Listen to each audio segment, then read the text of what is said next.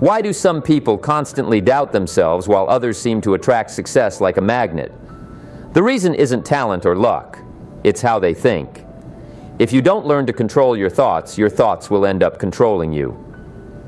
In this video, I'll show you how to turn your inner critic into an ally, and at the end, I'll share practical, life-changing techniques.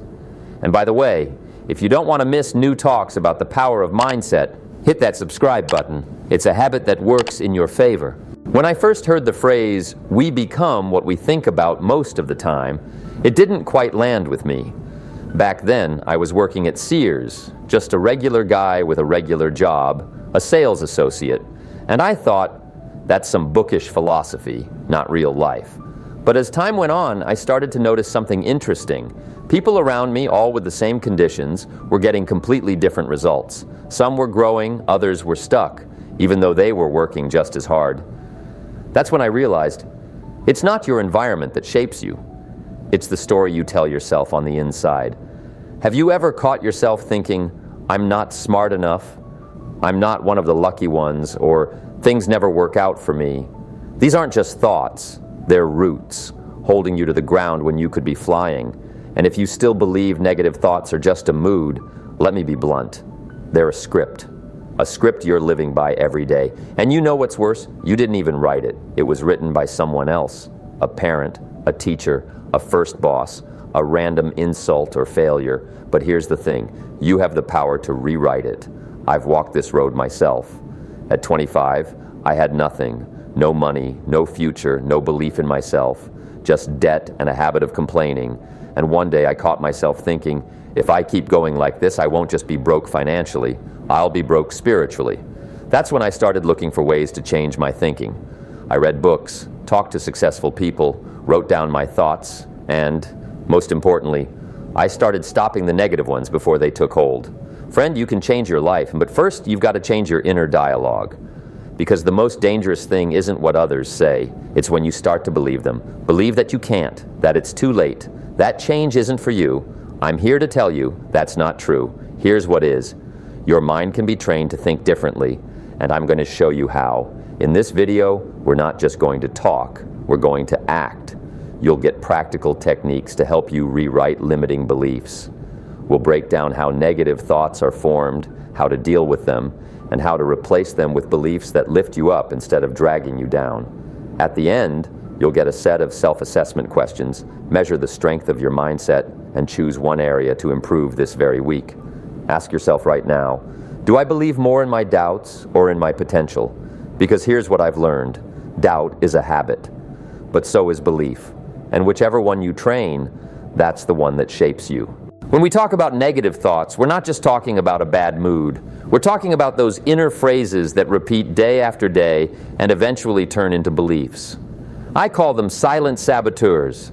They don't shout, but they're there. They whisper, "Don't bother trying. You'll fail anyway." And the more you listen, the less you act. Less action means fewer results. Fewer results lead to more frustration.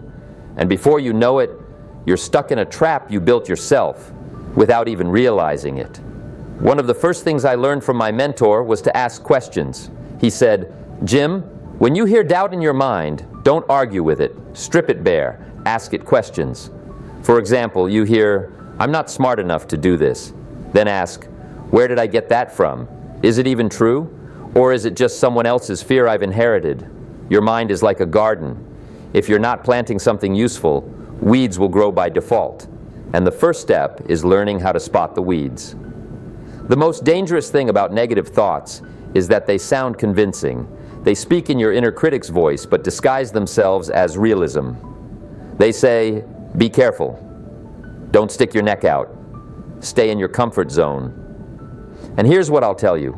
The comfort zone is where dreams go to die quietly. I've seen people sit in it for decades. They called themselves realists, but they weren't happy. Here's the first thing I recommend. Write your negative beliefs down, clearly with no sugarcoating. Things like, "I'm not worthy of success, I always mess things up, no one really cares about me." And then, under each one, write, "Where did I get this from? Is this my actual experience, or was it planted in me?" See, Awareness is half the battle. Most people are living out scripts they haven't questioned in years. They don't realize those thoughts can be challenged, but now you do. The second step, replace the belief. But not with a fluffy phrase. Replace it with a statement that has logical grounding. For example, if you're thinking, I'm not capable of big things, switch it to, I don't know how yet, but I'm capable of learning and growing. That's not lying. That's choosing a new truth.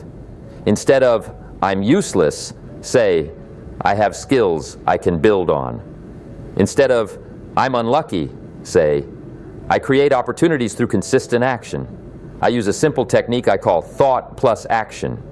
When I catch myself thinking a negative thought, I immediately add an action. Say I'm thinking, today's going to be tough. I add, yeah, but I'm still going to get at least one meaningful thing done. And then I do it. That one action breaks the negative momentum. We can't control every thought that pops into our heads, but we can choose which ones to hold on to. One important point, don't confuse positive thinking with denying reality. Positive thinking isn't about wearing rose-colored glasses. It's about clearly seeing the facts and still choosing to believe in the power of action. When you look at a challenge and say, yeah, this is hard, but I'll get through it, that's strength. I've seen plenty of people in tough circumstances who didn't let negativity break them because they chose what to think every single day, and so can you. And one more thing, your environment. Your thoughts often echo the people around you. If you're constantly surrounded by complaints, fear, cynicism, you'll absorb it. But when you start tuning in to different voices, motivating ones, voices that talk about possibilities and action, your thinking starts to shift. It's not a trick. It's not manipulation. It's just what works. Want to change your mindset? Change your information flow. I always say, work on yourself more than you work on your job, because your job depends on who you are, and who you are depends on what you think. The choice is yours. The thoughts you feed, those are the ones that grow. Be vigilant, because negativity doesn't come banging on the door. It sneaks in as a habit, as a phrase like, well, I'm just the kind of person who always screws up. And if you repeat that enough times, you become it. So let me ask you, what negative thought plays most often in your head? And why do you still believe it? Maybe it's time to say, enough. Maybe it's time to build a new reality without waiting for the world to change. You can start today. One new thought, one action, and the cycle breaks. When I say that everything starts with your mindset, it's not just a phrase, it's the key to everything. I've met wealthy people with poor thinking, and they lost it all. And I've seen people with empty pockets but deep inner confidence, and they built great things. Everything you have in the outer world is just a reflection of what's inside, and until you change the roots, the fruits won't change. One of the most common poisons is the thought, this is just how I am. It sounds like self-acceptance, but often it's resignation. It's a phrase that shuts down growth. Behind it hides, I can't change, I'm not capable, that's not for me. And I say, no, you're not just who you are. You are who you've made yourself to be. And you can recreate yourself. Just like I once rebuilt myself from a dreamless salesperson to a speaker with millions of listeners. Not because I was special, but because I changed what I believed about myself. And when the belief changed, the actions followed. Listen, we all have an internal script. It's a set of beliefs that runs automatically about what's allowed, what's possible, what's not for people like me. And most of that script was written in childhood. Someone said you weren't very smart. Someone mocked you. Someone told you, money isn't for people like us. And you believed it because you were young, because you trusted. But now it's time to take the pen in your own hands and rewrite it. Real transformation begins with identity. If you constantly think, I'm the kind of person who never finishes things, your actions will line up with that.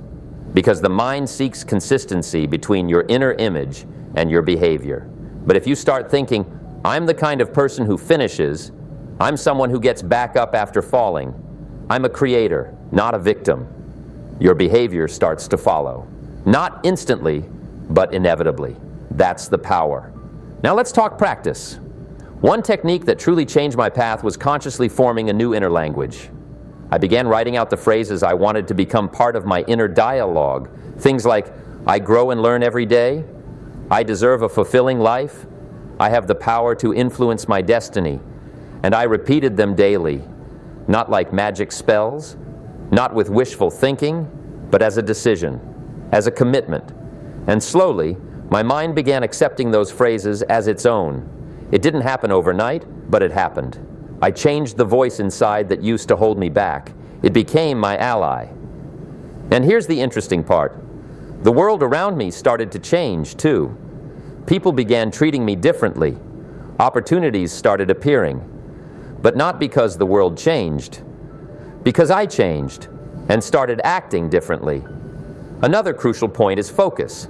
Our minds are like radar. They're always scanning. And if you're tuned into negativity, into limits, that's what you'll find. If you keep asking, what's wrong? You'll get an answer. But if you start asking, what can I do? What is this teaching me? What's good in this situation? Your reality changes because your focus changed. Here's a simple exercise. In the morning, write down 3 things you're grateful for, 3 goals you want to reach, and 3 actions you'll take today. Just 9 lines, but they shape your focus like a compass.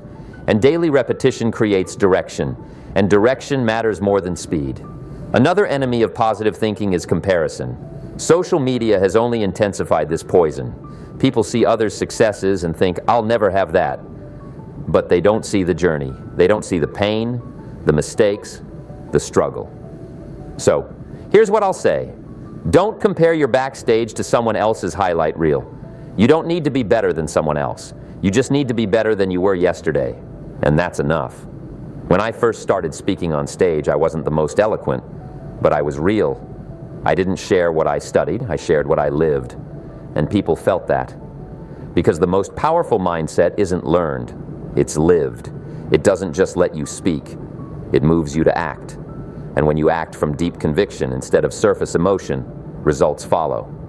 So let me ask you, what is your core identity today? Who are you? Not your job title, your essence. And is that identity leading you toward the life you want? Because if not, it's time to change it. And you can start simple, with a new word, a new phrase, a new answer to the old question, who am I?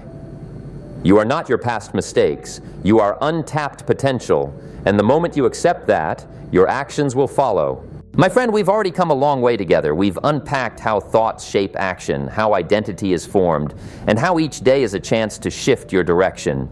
But now comes the moment when reflection must lead to practice. Because knowledge without action is like a seed in your pocket. It holds potential, but it won't bear fruit until you plant it. I want us to do a simple exercise together. Just a few minutes. But it will give you a clear picture of where you are right now and where your starting point should be. This isn't a test, it's a mirror. And you decide how honestly you want to look into it. Imagine a scale from 1 to 10. 1 means, this area is really weak, I barely have control here. 10 means I'm showing up in full strength, confidence, and consistency. Grab a sheet of paper or open your notes app, and after each question, give yourself a score. Don't sugarcoat it, because only honesty leads to strength. Let's begin. How often do you catch yourself in negative thoughts? And can you stop them before they poison your day?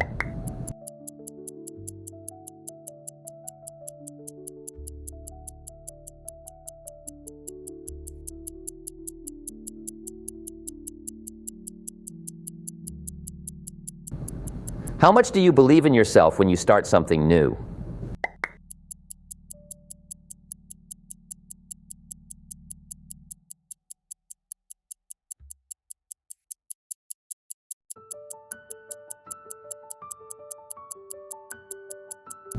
How emotionally stable are you when facing criticism or failure?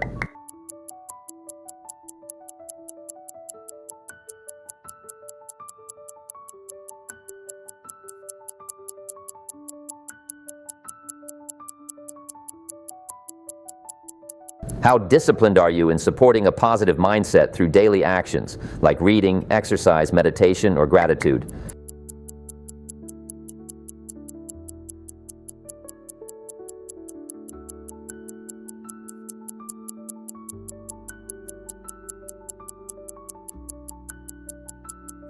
Do you feel like the author of your life, or just a spectator?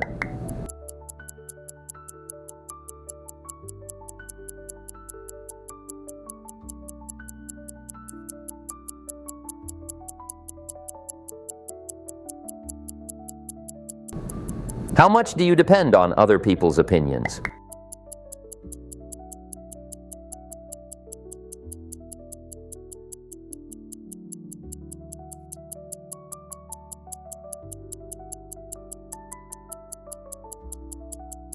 How often do you focus on possibilities rather than problems?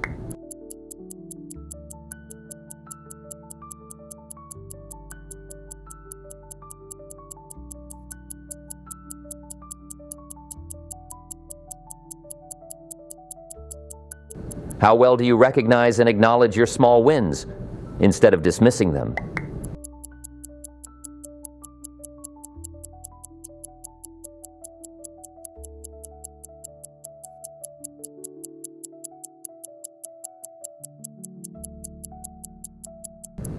Do you have an environment that supports your growth or pulls you back into old patterns?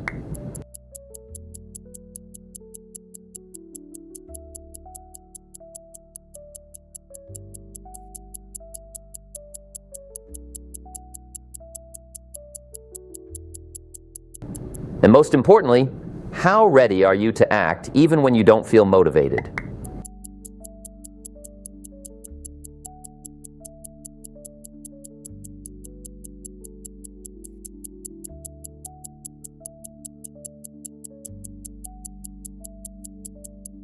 Now, look at your scores. Just observe them. No judgment. You're not chasing perfection, you're finding your anchor point.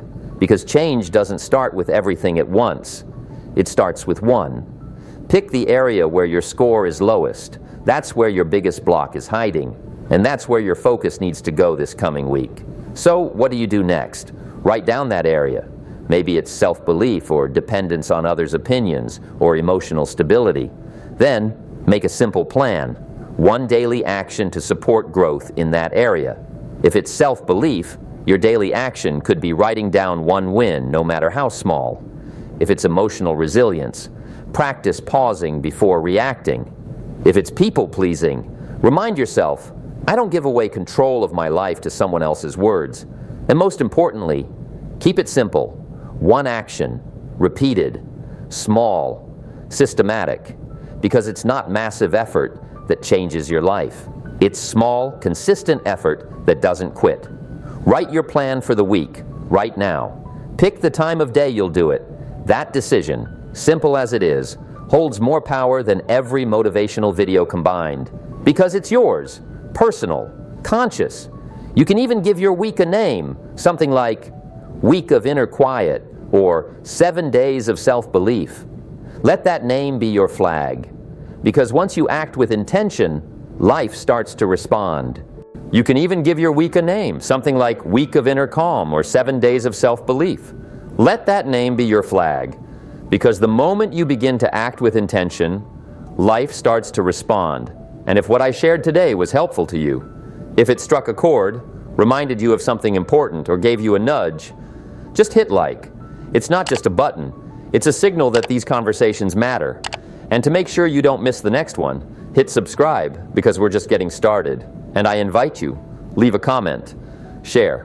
What thought holds you back the most? And which one are you ready to replace this week? I read every single one. And believe me, you have no idea how your story could inspire someone else. Look back at the journey we've taken together over these past few minutes. We started with a thought, one that maybe just yesterday was echoing in your head and pulling you down. We talked about beliefs that weren't truly yours, but ones you adopted. We unpacked how to spot them, how to interrupt them, and how to replace them. This wasn't a conversation about magic. It was about mental habits, about choice, about personal responsibility, about the daily work of becoming who you were meant to be. Because life isn't what happens to us, life is how we respond to what happens. And thought is the first response. If that thought is strong, your actions will be strong. If it's clear and light, the world around you will begin to reflect that light. This isn't a promise of instant happiness, it's the law of growth. I've seen people transform not because the world gave them a chance, but because they gave themselves permission to think differently. I've been that person.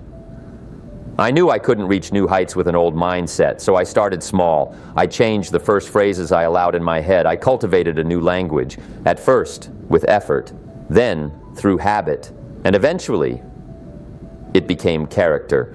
You are not who you were yesterday. You are not who you were a year ago, and you definitely don't have to be who the world made you believe you are. The most powerful transformation isn't external, it's internal. And it always begins with this decision. I no longer think like a victim, I think like a creator. So when this video ends, don't just scroll to the next one. Pause. Take a sheet of paper. Write down your most persistent negative thought. And next to it, write the new one, yours. One that opens, not one that closes. Then write down one action for tomorrow. And do it. Not for anyone else. For you. Because you deserve to be on your own side. And remember, mental discipline isn't punishment, it's freedom. It's inner silence when the outside world is noisy. It's that moment when you stand in chaos and still know who you are. It's a strength that doesn't shout, but changes everything. And if the day comes when doubt creeps in again, just come back here. Because I'll always remind you of this one thing. You are stronger than you think. And your mind, it's not your enemy. It can become your greatest ally. If you teach it to think right, you don't need to fight the world. You need to win yourself. And then the world starts to pay attention. Because, as I've often said, work on yourself more than you work on your job. Because when you grow, everything around you grows too.